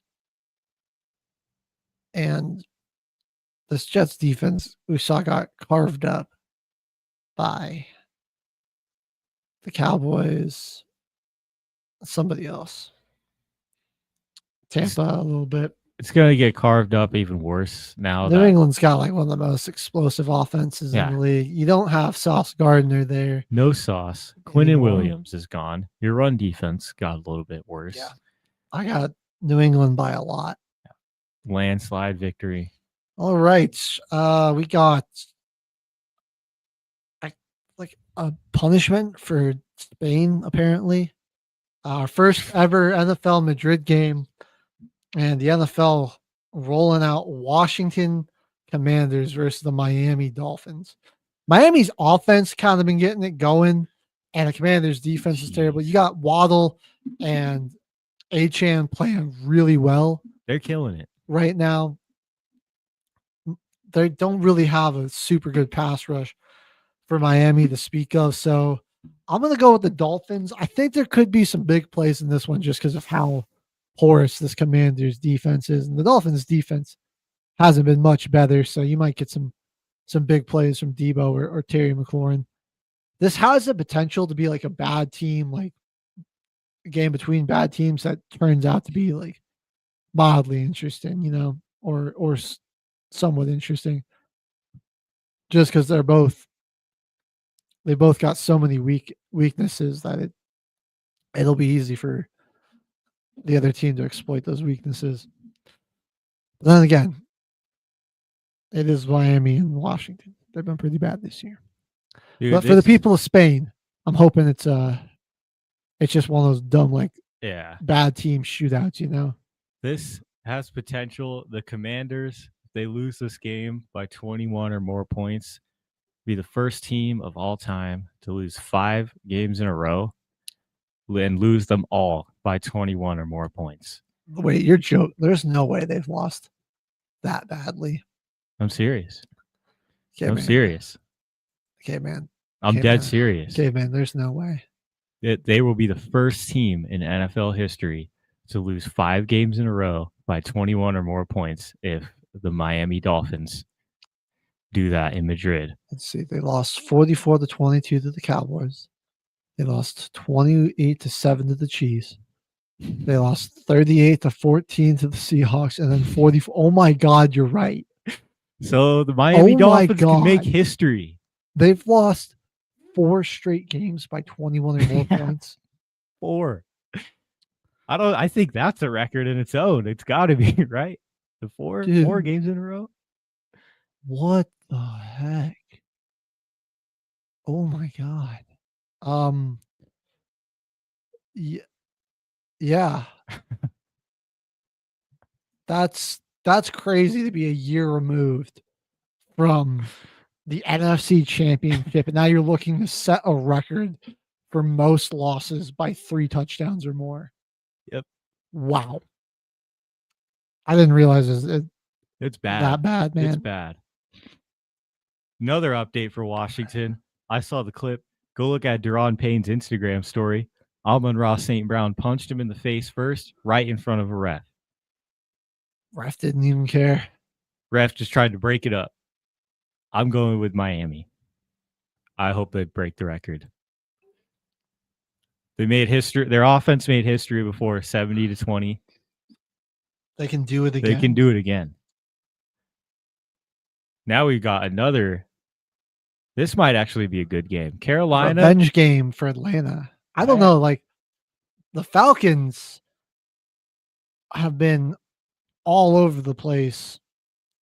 But also, I mean, thank goodness this game is in the 11 o'clock window, because, man, these two teams are not very good. The quarterback play is going to be bad. Bryce Young has, I think, like the past maybe 3 weeks, at least the past 2 weeks, thrown for less than 130 yards. And Michael Penix has been incredibly inaccurate. Nah, he got picked up. He got picked off by Alontae Taylor. I'm gonna go with Atlanta. I'm gonna go with Atlanta, just for the fact that I think they got better skill position players to break through. Tampa Bay and Buffalo. I'm going with the Bucks here. Honestly, yeah, I think their defense, Todd Bowles, is gonna go crazy. Dude, he likes to blitz a lot. Josh Allen's been kind of getting wrecked by the blitz this year. Their run block hasn't been as great either. They were like red hot in the run. I feel like the season. Tampa, that was sort of a one-off with how bad their run defense was, that I think it'll be better. And again, like, when the Bills can't run the football, their offense really struggles. I do actually see this being more of a shootout, but I just think ultimately Tampa's going to be able to make the play on the flip side of the defensive ball. They're going to be able to eventually limit the run, or they're going to have that big blitz that creates a swing momentum shifting type of play and helps them get that W. But like a 35-31 type ball game would not shock me here. Both these defenses have been pretty bad. Pretty suspect. All right, I'll dude. go with Tampa as well. I want to pick Buffalo. They kind of need a bounce back, and they're at home.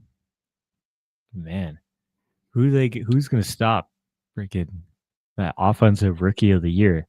And you got to give it to him already. Big Luka. Yeah. Went crazy last week. That Bills secondary is still banged up too, man. Might be Tez Johnson freaking 3 touchdown day. Now we got Jacksonville and LA. It's going to be in Duval. Really interesting matchup here. I'm kind of going to give this one to Jacksonville. I think they had a bit of a collapse, but they played a really great 3 quarters. They've got a great pass rush. And I just think, and some playmakers back there in the secondary, I just think that the pressure Herbert's going to probably be under all game is going to make a big difference in this one.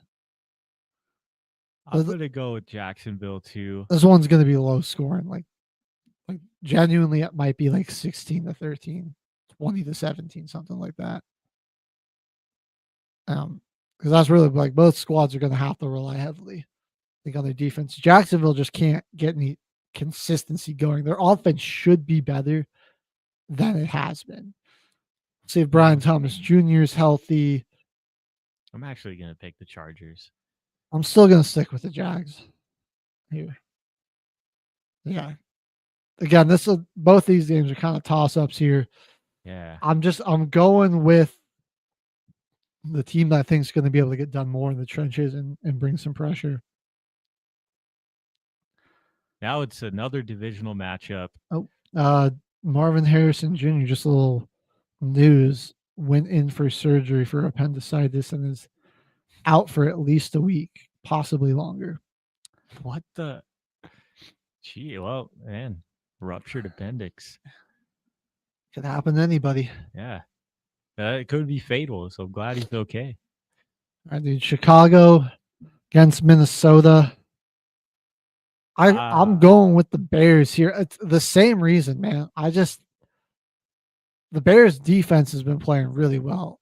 And I really think that the McCarthy has not been very careful with the football. I've gone Bears too, just because they do generate a lot of turnovers. I think they're gonna live and thrive off turnovers. And I think they love to blitz. They've got a bad taste in their mouth for how they lost that game against the Giants. Against the Giants, yeah. Yeah, I mean not the Giants, so they came back. Yeah, no, like I'm talking earlier in the season when they lost to the Vikings on Monday Night Football at home. I think there'll be a little bit of a revenge case there. And Chicago's honestly playing some better football. Caleb's, I like what he's doing with his legs. He's been he's been a little more on time, more accurate. He's holding on to the ball not quite as long. He's still kind of got an issue with that. And then they've just been running the football really well. So I just think Chicago is top to bottom a more complete team right now. They weren't really able to get quite as much near anything that they have going now in that first matchup. You're right. Because there was absolutely no pressure on JJ McCarthy in his first start in a primetime game. So I think things are a lot differently. All right. For Chicago right now. Now we got Green Bay and New York. Dude, this is going to be... I want to say bounce back game for Green Bay, but at the same time, dude, the only players that are healthy on the Giants are on their defense, and they're pretty good. It's not a bad unit. Yeah, they have been kind of struggling the past few weeks. They've been struggling a little bit against... Sucks. They've been struggling against the run, too. It's sort of... And, I mean, you got famous Jameis back there, which could be good or bad. Could be like the secret weapon or their harbinger of doom, because he'll be slinging a rock, but it's like to who? I don't know. Yeah. I'm going Green Bay. Josh Jacobs, big day. Yeah. Man, this feels exactly like the type of game Green Bay is going to find a way to lose. It it really does. I'm going to go with the Packers here. Jimmy, I'm going with the Packers here. But, man, if they lose this, I might actually take you up on that bet about them not winning double-digit games. Because, dang, they look terrible. Now we've got our third divisional matchup coming up. Bengals are going to Pittsburgh, playing the Steelers. Who do we got here? I'm just going to go with the Steelers. I mean, man, we saw this matchup earlier in the year already on primetime, and it was kind of a show. Now the Bengals can't figure out a way to win the game. Steelers defense has been playing better. I'm going to go with Pittsburgh. I think that we're not going to see as crazy as a performance. Moving Jalen Ramsey back to free safety definitely has made a difference.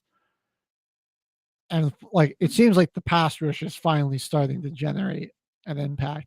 But now I'm just uncertain on how Rodgers is going to play and what they're going to be like. So I'm taking Pittsburgh. I don't feel great about it though. I really don't. He had a big game in the last matchup. That's why it kind of makes me lean towards Pittsburgh. Is that it was a duel. It was a quarterback duel that night for sure. Most definitely. All right.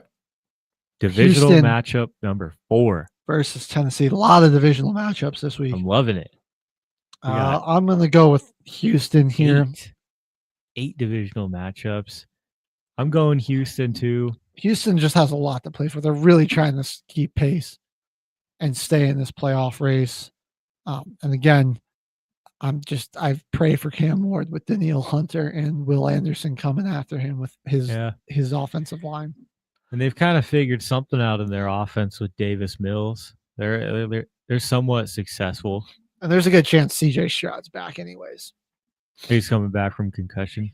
Okay. He's still listed as questionable last I saw.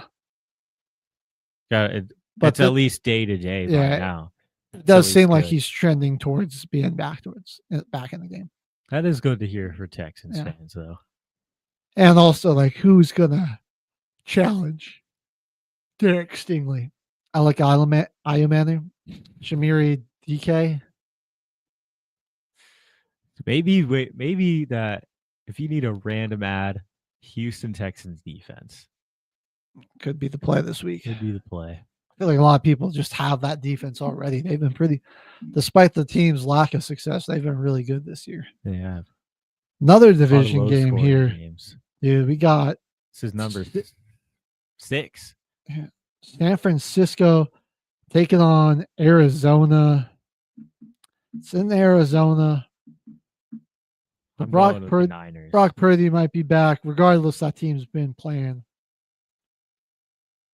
really well. I think this might be closer than some people think, but I am going to go with the 49ers here. Arizona's defense locked a few things in. I don't feel super confident about it. I'm not going to lie, because Arizona's defense has been playing really well. They locked it in. But I'm still going with the Niners. Yeah. Guy, you kind of have to. All right, Seattle versus Los Angeles. The Rams, that is. This is another division game. This is a tough one to game pick of the week, dude. I mean, it's in LA, but that doesn't really do anything for home field advantage, especially when Seattle's not, a short plane trip down. This is going to be a huge test for the Rams' offensive line. Seattle's defense, man. We don't want to get old Matthew Stafford hit too many times this year. That's been the only worry. Keeping him healthy, keeping him protected. And this pass rush went crazy on Jacoby Brissett last week. I don't think that was just a flash in the pan either. They've been going off. It's the Sean McVay offensive mind versus the Mike McDonald defensive mind, the rule of the head coaches. I'm going to go with the Rams here, though. Me too. I think they're at home. They're going to be a more experienced team in this one, I think. I feel like what's going to kill the Seahawks in this one is Anthony Bradford. That guy's been just look up Anthony Bradford on TikTok or YouTube, and you'll probably find like lowlights of him. I'm not going to lie. He's one of the worst. If the Chargers guard was ranked 36, Anthony Bradford is 37. And he made some solid blocks in this on the season, and he's good about just like getting guys to go to the ground. But there are like so many times where he is like there will be a play and he just doesn't like block anybody. Like he's just standing around, doesn't make contact with anybody. He just kind of like looks lost out there. feel like the Rams might be able to exploit that. We'll see. I don't feel super confident in the Rams taking it. Again, this is a very coin flippy type of game to me. Two really explosive offenses, despite that O-line and being pretty bad for them. All right, Baltimore, Cleveland. 7th of the day. 7th divisional game. I'm going with Baltimore. Got Lamar They're back. red hot. We saw what they did to this Browns defense, which has been really good this season with a healthy Lamar in there. They didn't even really get anything out of Derrick Henry in that one. So, yeah, Right I think in this the will be. mix. Ravens want to get back in that playoff conversation, and they'll be right at 500 with a win on Sunday. Boy, do they need it. I'll definitely be rooting for the Bengals. Just I know. crazy for them, but yeah. All right, then we got the Broncos hosting the Kansas City Chiefs. I'm going with the Broncos. I don't care how the offense looks. We want this win badly. I'll tell you that because we went into Kansas City last year, and if Alex Forsyth wasn't just a bum on special teams, we probably walk out of there with a win. But he can't figure out how to block on a field goal attempt, and he gets blown up, and our field goal gets blocked instead. It's a revenge week for that game. For that reason, I'm locked in with the boys. Also, like we shut down the Chiefs offense in this game. Phantom illegal contact is what kept a Chiefs drive alive and led to their only touchdown of that game. I'm sorry. I'm going with the Chiefs. I'm sorry. You'll regret that. I'm sorry. Don't be sorry. I mean, because I think I appreciate you deciding to put another L in your I'm sorry. Your loss column. I'm all right. That's how it felt last week when you guys were picking the Panthers. And it felt pretty good getting the dub against a divisional opponent. So if you're able to get me in that regard, we'll see next week. Well, I'm going with the Chiefs for now. Vance Joseph coaching out of his mind. We just need Sean Payton to. He's also coaching out of his mind, but for the wrong way. That's why I think. So I'm taking Kansas City, just because I don't know if the Broncos' offense is going to be at the consistency. If they pull off a fourth quarter comeback against the Chiefs in some way, that would be sweet. That would be honestly even better. Dude, Detroit, Philadelphia, this is a doozy on Sunday Night Football. I'm actually going to go with the Eagles here. I know they didn't look great offensively, but man, dude, Jalen Phillips with that pass rush now. I like the Eagles at home here too. Oh boy, yeah, I like home game. That defense is playing great. I think the pass rush is usually better when you got that home crowd behind you, anyways. I think that's going to make the big difference in this one. And yeah, it'll be tough for Detroit to be explosive in this one. We'll see if they can. They love their explosives. We'll see if they're going to be able to survive with, having to grind out and earn every yard, which I think is the type of game Eagles on the defensive side of the ball are well equipped to make them play. That's what they want to play too. All right. They're all right with winning games like that. Secondary is getting healthier by the minute too. And I think we'll see the Eagles offense play a little bit better at home as well. So it could be I think it'll be a fairly high scoring game regardless. Monday Night Football. Oh geez, man. Dallas by 1 million. Maybe. This honestly could just be the Brock Bowers. I was going to say Brock Bowers yard might set some records against this defense. Oh my, yeah. Be a big game for Quinn Williams to be disruptive. The interior of that Las Vegas offensive line's played pretty poorly so far. Jackson Powers Johnson is he going to be healthy? He's been the anchor there in the middle at center, and probably their best offensive linemen. It's just the guards next to him haven't been good. And if he's hurt, he kind of left the game. If he's not healthy and ready to go, I think Quinton Williams and Kenny Clark might be very disruptive there in the middle. I'm going to go with the Cowboys. Going with the Cowboys. Just because I want the Raiders have a shot to win this one, but I think Gino's going to make it a mistake that costs them because of that interior pressure. Again, I'm going with the pressure. This will be probably a shootout though too. I mean, I'm hyped for it actually. I wouldn't be surprised. Nice, yeah. I'm gonna pick a score here. I'm gonna go with something fairly high. I'm just gonna go with 49.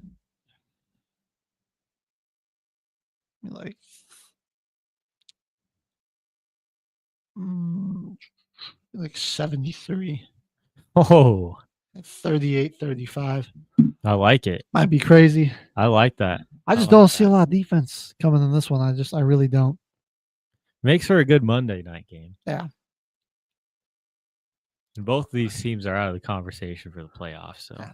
Oh, all right. So we have gone over our time. We got to sign off the air here really quick. Thanks again for watching another edition of Till the Final Whistle. We'll be back next Tuesday for Football Frenzy and Wednesday for the Normal Sports Show. We'll catch you guys next time here on Military Broadcast Radio. Justice Jackson, they captured Herman Goring alive. Tell me about him. He's the face of the Nazis. I'm going to put Goring on trial. Never escapes the hangman's noose. Very sure of yourself. No man has ever beaten me. Goring has to fall. You don't just have to win, you have to be flawless. You're walking into a trap. Knowing what we know now, would you still follow Adolf Hitler? Nuremberg, rated PG-13, now playing only in theaters. Ladies and gentlemen, thank you for tuning in to Military Broadcast Radio. As we wrap up today's show, we want to remind you that the podcast of today's episode will be available right after we go off the air. So if you missed any part of the show or want to listen again, be sure to check it out. And remember, we're here to support and honor our veterans. Your stories and experiences matter, and we are committed to giving you a platform to share them. That's right. We're here to give our veterans a voice. So don't forget to catch the podcast and stay connected with us. Giving our veterans a voice.